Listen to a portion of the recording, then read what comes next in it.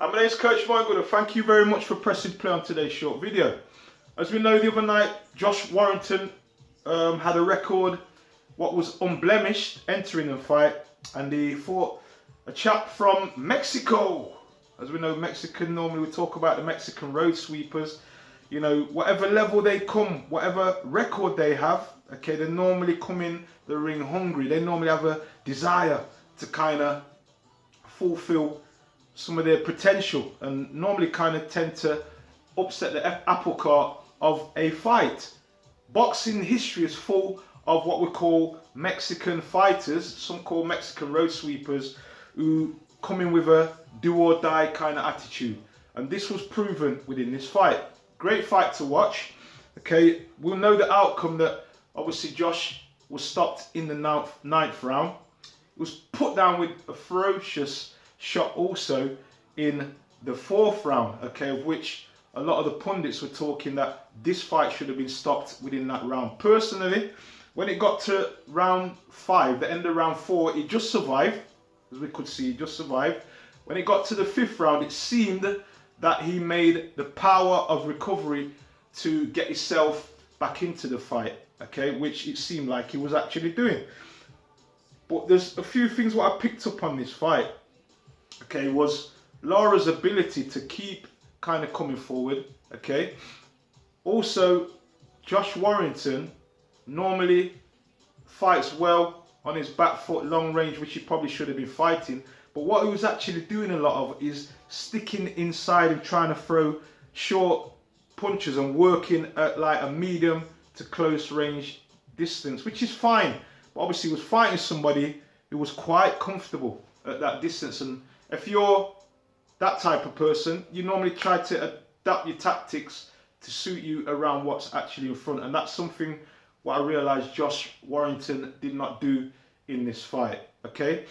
Yes, so obviously it got to the 9th round, and again, he was in an exchange with Lara, and we know what happened. We know the finishing of this fight, and obviously from that knockdown, concussion knockdown, there was no return for Josh Warrington from actually that fight. And as I said, some of the pundits says that he should have been stopped in the 4th round when he was down and he was saved by the bell. Personally, I thought he deserved another round, which was the 5th round, in which he kind of seem to make a power of recovery.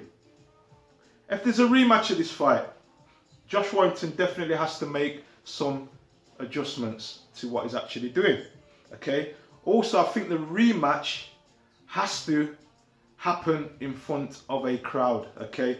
We know what Josh Warrington normally brings with him is an army of fans who, you know, gives him that extra probably 20%, 30% within his fights, okay? Because it does an amazing thing when you've got an audience. It kind of elevates your mindset, raises your game, okay, to another level. But yes, definitely Josh Warrington didn't seem to be his normal self, okay? But this is the boxing game, okay? He had 12 rounds to try and put that right, of which the first few rounds you could see that he was not going to have it his own way. Got put down in that 4th round, okay? Legs are gone. Somehow managed to survive the rest of that fight. And 5th round, he seemed to make that power of recovery, okay? And as the fight went on, as I said, he was playing into Lara's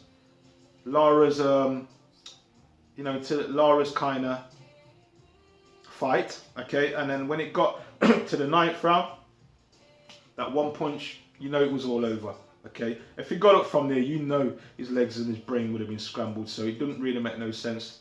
I'm sure his team would have chucked the towel in and make him fight on for another day. So yes, Josh Warrington, record gone now, but it's not the end, okay? It's a big learning curve for him from that fight, okay? And I'm sure after he exercises the clause of a rematch, he will go on to bigger and better things, but he has to make sure that, you know, he learns from this fight. All right, thank you. My name is Coach Mike Good, and thank you very much for pressing play. Remember to subscribe to my YouTube channel for my opinion on other fights, what will be up and coming, okay?